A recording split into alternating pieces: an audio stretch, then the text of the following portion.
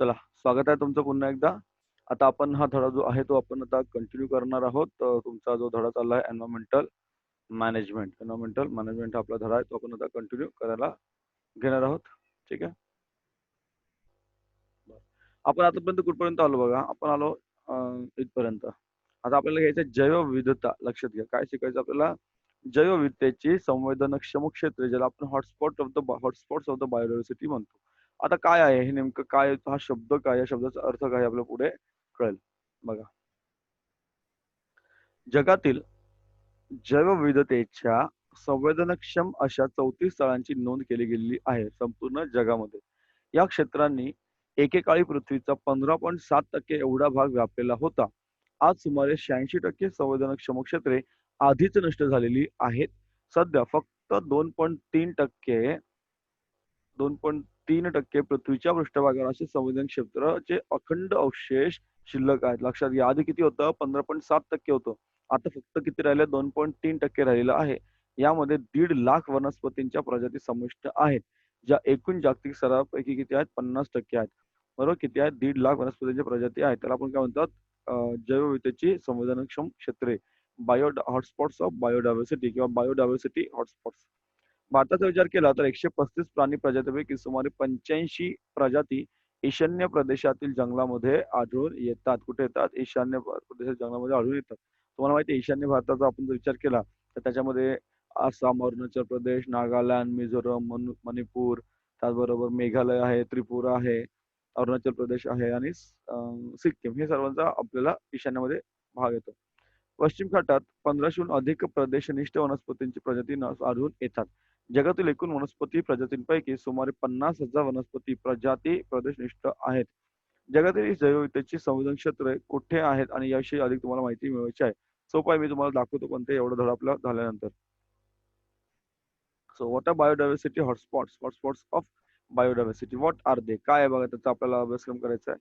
34 highly sensitive biodiversity spots are reported all over the world.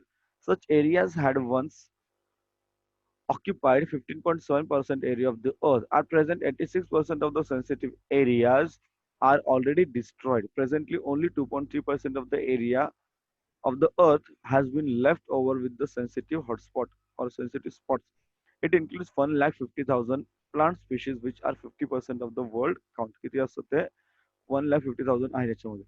As far as India is considered, out of 135 species of animals, 85 species are found in the jungles of eastern region. About 1,500 endemic species are found in Western Ghats. Out of the total plant species in the entire world, 50,000 कुठे असतात are endemic. Endemic means they are present in particular region only. So collect more information about this hotspot. आहे ते पाहणार आपण तुम्हाला दाखवतो कुठे कुठे आहे ते हॉटस्पॉट. ओके, चलो.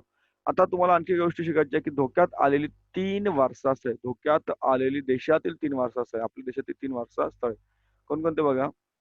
गुजरात, महाराष्ट्र, गोवा, कर्नाटक, तामिळनाडू व केरळ या 5 राज्यामध्ये. नीट लक्ष द्या. कुठून कुठून बघा? गुजरात. तुम्ही नकाशा डोळ्यासमोर आणू शकता. गुजरात, त्याच्या खाली आहे महाराष्ट्र, गोवा, कर्नाटक, तामिळनाडू आणि केरळ या 5 राज्यात. गुजरात, महाराष्ट्र, गोवा, कर्नाटक, तामिळनाडू 1, 2, 3, 4, 5, 6. 6 राज्य झाली ऍक्च्युली. इथे 5 सांगितले असू द्या. या व्याप्तीमध्ये पश्चिम घाटात खाण उद्योग व नैसर्गिक वायूच्या शोधासाठी सुरू असलेल्या कामामुळे धोक्यात आला आहे. तेथील आशियाई सिंह व रानगवे यांचे अधिवास धोक्यात येत आहेत. बरोबर. त्याचबरोबर आसाममध्ये दुसरं क्षेत्र आहे त्याला म्हणतो मानस अभयारण्य. धरणे व त्या पाण्याचा हौद असलेला बेसुमार वापर यांचा या अभयारण्यास काय झालं? फटका बसलेला आहे. तेथील वाघ आणि एकशिंगी गेंडा यांना धोका उत्पन्न झालेला आहे. आसाममध्ये एकशिंगी गेंडा पाहायला मिळतो. त्या काझीरंगा अभयारण्य आहे त्या ठिकाणी हा गेंडा पाहायला मिळतो, एकशिंगी गेंडा. पश्चिम बंगालमध्ये सुंदरबन अभयारण्य हे वाघांसाठी राखीव आहे. पण धरणामुळे, वृक्षतोडीमुळे, अतिरिक्त मासेमारीमुळे त्यासाठी खोदलेले चर यामुळे येथील वाघ आणि पर्यावरणासमोर मोठे आव्हान उभे राहिलेलं आहे. हे कशासाठी आहे? आपल्या देशातले स्थळ आहेत ही लक्षात घ्या. सो दीज आर द बोला. आवाज येतो माझा? आवाज येतो ना सगळ्यांना? चला. So 3 endangered heritage places of the country. The Western Ghats spread over states of Gujarat, Maharashtra, Goa, Tamil Nadu, Kerala. 1, 2, 3, 4, 5. Gujarat, Maharashtra, Goa, Tamil Nadu and Kerala.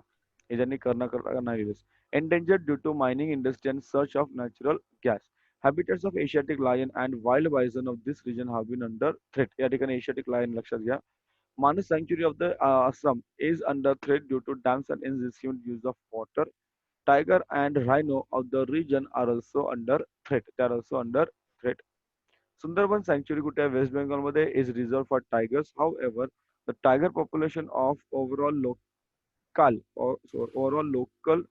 local environment is seriously challenged by dams, deforestation, excessive fishing, trenching, dug for the same. आवाज बंद ठेवा तुमचा please. चला, आता याच्यामध्ये काय काय दिलं बघा. काही प्रकार आहेत त्याच्यामध्ये. तुम्हाला धोक्यात आलेल्या प्रजातींचे वर्गीकरण केलेलं असतं. कशाचे वर्गीकरण केलेलं असतं बघा. तर पहिला आहे तुम्हाला दिलेलं संकटग्रस्त प्रजाती. काय दिलं तुम्हाला? संकटग्रस्त प्रजाती म्हणजे एंडेंजर्ड स्पीशीज. संकटग्रस्त प्रजाती म्हणजे काय? Endangered species. तुमचा आवाज कोणतरी चालू आहे रे, बंद ठेवा, आवाज म्यूट करा. आता संकटग्रस्त मध्ये काय येतं बघा. एंडेंजर्ड मध्ये या प्रजातींचे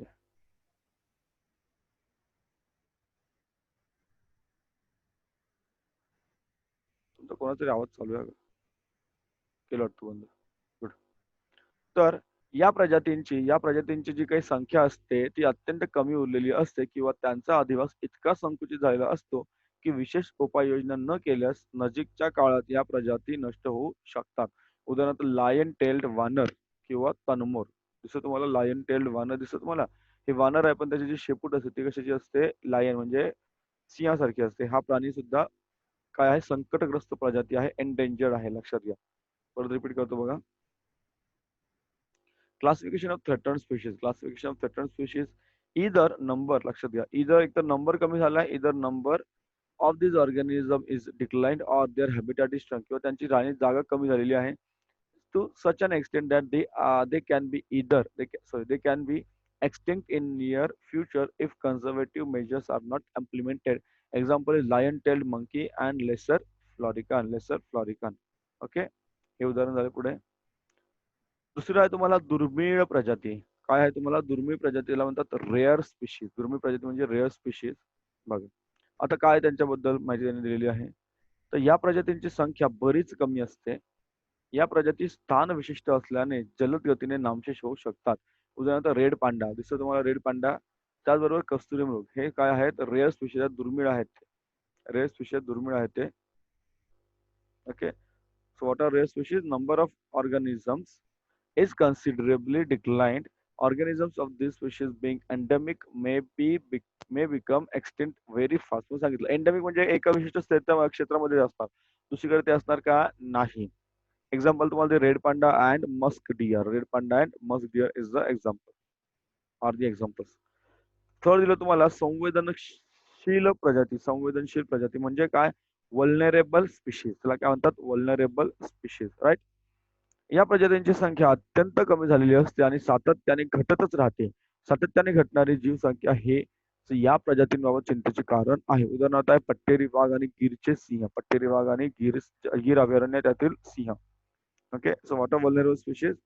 number of this organism extremely less. Already less आहे आणि ते कंटिन्यू डिक्लाइन होते बघा. Number of organism is already less and it is continuously declining. It is continue to decline. Continuous decline in the number is worrisome reason. काळजी घेण्याचं काम असतं त्याच्यामध्ये. एक्झाम्पल टायगर आणि लायन. टायगर लायन सुद्धा आपल्याकडे काय आहेत? वल्नरेबल आहेत ते. चौथं तुम्हाला दिलेलं आहे अनिश्चित प्रजाती म्हणजे इनडिटर्मिनेट स्पीशीज. या प्रजाती धोक्यात असल्यासारख्या भासतात, मात्र त्यांच्या वर्तनाच्या काही सवयींमुळे म्हणजे उदाहरणार्थ बुजरेपणा या प्रजातींबाबत कोणतीही विशिष्ट ठोस माहिती उदाहरणार्थ शेकरू खार. शेकरू खार हे काय? इनडिटर्मिनेट आहे, अनिश्चित आहे. अजून कळत नाही की बाबा आहे की नाही ती प्रजाती त्या क्षेत्रामध्ये. Okay, so what is indeterminate? These organisms appear to be endangered, but due to their some behavioral habitats like shyness. Shyness म्हणजे काय म्हणतो आपण? लाजाळूपणा. There is no definite and substantial information. कारण या माणसासमोर येतच नाही, हे प्राणी पटकन पाहायलाच मिळत नाही. Example giant squirrel, that is शेकरू. हा महाराष्ट्राचा आपला राज्य प्राणी आहे. तुम्हाला माहिती, मी प्रश्न पण तुम्हाला विचारलेला होता. 22 मे जागतिक जैवविविधता दिवस असतो. International Union for Conservation of Nature ही संस्था विविध एक मिनिट आयुष्यन तुम्हाला सांगितलं हे काय करते? धोक्यात असलेल्या वन्यजीव प्राण्यांची एक रेड लिस्ट तयार करते. काय तयार करते? रेड लिस्ट तयार करते बघा. बघा परत सांगतो तुम्हाला. IUCN इंटरनॅशनल युनियन ऑफ आंतरराष्ट्रीय निसर्ग संवर्धन संघटना ही काय करते, विविध जे देश असतात त्या देशांमध्ये जे काही प्राणी किंवा प्रजाती आहे, वन्यजीव प्रजाती आहे, त्यांची रेड लिस्ट तयार करते. या यादीमध्ये गुलाबी पृष्ठे संकटग्रस्त प्रजाती, तर हिरवी पृष्ठे ही संकटग्रस्त असलेल्या व आता धोक्यातून बाहेर पडलेल्या प्रजातींची नावे तुम्हाला दर्शवतात. बरोबर. World Specialty of the Day. Second 22nd May is World Biodiversity Day. IUCN prepares red list which contains the names of endangered species from different countries. Pink pages असतात त्याच्यामध्ये they contain endangered species आणि green pages असतात की they are previously endangered but now they are safe. बघा. Previously endangered असतात but now they are safe. Now they are safe. Right? चला. तुम्हाला या गोष्टी खूप लक्षात ठेवायच्या आहेत की आणि त्याप्रमाणे तुम्हाला वागायचं आहे. बघा काय गोष्ट आहे, पर तुम्हाला वाटतं की बाबा काय निसर्ग पर्यावरण लावलं सर्वांनी, तसं नाहीये. वृक्षांचा नाश म्हणजे सर्वनाश. वृक्षनाश म्हणजे सर्वनाश. राखावया पर्यावरण तुम्हाला करू चला वनीकरण, झाडं लावायचीच आहेत. वनश्री हीच धनश्री असते, लक्षात घ्या. पर्यावरण रक्षण हेच काय असतं, मूल्य शिक्षण असतं. कागदाची काटकसर म्हणजे वृक्षतोडीला तुम्ही आवर घालत असता. पर्यावरणाची पर्यावरण रक्षणाची तुम्ही धरा कास म्हणजे होईल मानवाचा विकास. आणि आरोग्याची गुरुकिल्ली शुद्ध हवा, शुद्ध पाणी. त्याचबरोबर जागतिक वन्यजीव निधी वर्ल्ड वाईल्ड लाईफ फंड आपण बघितला होता.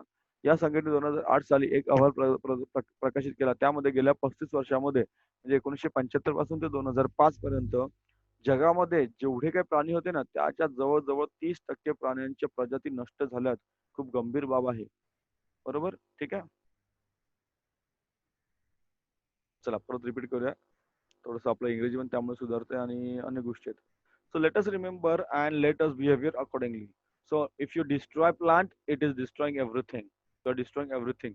Practice afforestation to conserve environment. Forest is wealth. What is wealth? Forest is wealth. Then environment protection is value education. Environment protection is value education. Value education तुम्हाला बघा English मिडियमच्या मुलांना value education हे लहानपणापासून शिकवलेलं असतं स्टँडर्ड 1 पासूनच. Okay. मस्त पाऊस पडतोय बाहेर आपल्या कल्याणमध्ये, पाऊस छान पडतो आणि भरपूर पडतोय.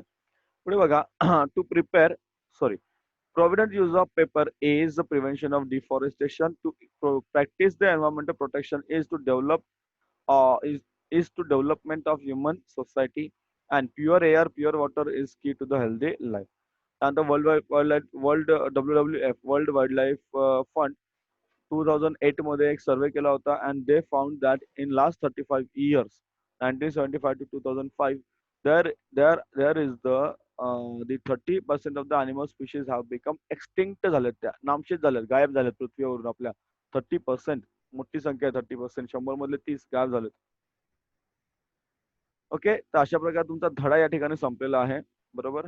या धड्यामध्ये काही प्रश्नोत्तर आहेत ते तुम्हाला लिहायचेच आहेत. मी तुम्हाला प्रश्नोत्तर सांगणार नाही, शोधा तुम्ही, लिहा. खूप सोपे. मला तुम्हाला मी सांगितलं होतं संकेत चिन्ह कुठले आहेत. या चिन्हाचा तुम्ही विचार केला तर बघा इथे तुम्हाला चिन्ह, पहिलं जे चिन्ह आहे त्याला रिसायकल म्हणतात, पुन्हा पुन्हा वापर करतो. दुसरं आहे पाण्याची बचत करा. आणि तिसरं चिन्ह तुम्हाला दिलं प्रश्न 7व्या तुम्हाला दिलंय सोलार पॅनल येते, मग तुम्हाला सौर ऊर्जेचा वापर करायचा आहे. हे प्रश्न महत्वाचे आहेत. ही काही शपथ वगैरे आहे तुम्ही घेऊ शकता. हरित ऊर्जेच्या दिशेने पुढचा धडा आहे तुमचा 5वा. तर चौथा धडा या ठिकाणी पूर्ण झालेला आहे. Okay. We have completed the 4th lesson here. Right. Question answers you have given. You can solve all the question answers. सोडवा, पाठवून द्या, सोपं येते. ओके. 2 मिनिटं.